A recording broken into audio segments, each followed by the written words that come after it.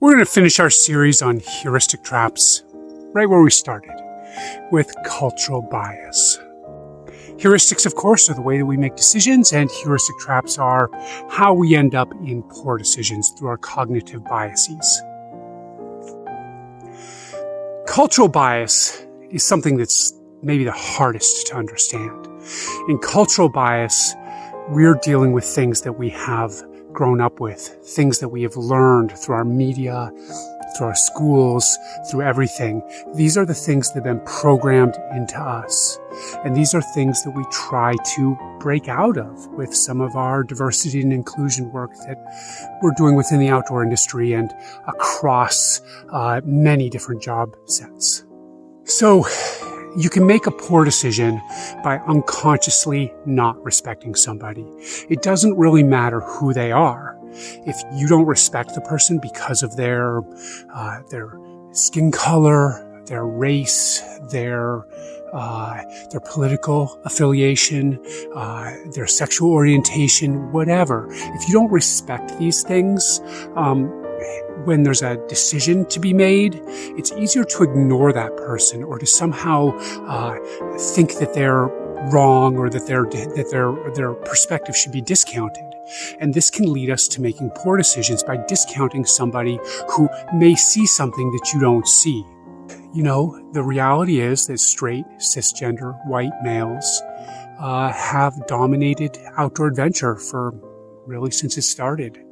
And so our culture can sometimes tell people like me that I'm right, that I'm always right. And that's a problem because it brings together all these other biases, the authority bias, the expert halo, Dunning-Kruger. All these things come together in these cultural biases. And so suddenly your straight, white, cisgender male may not listen to somebody else. They might not be capable of it. And not only that, but others might put that person on a pedestal. And this is a problem.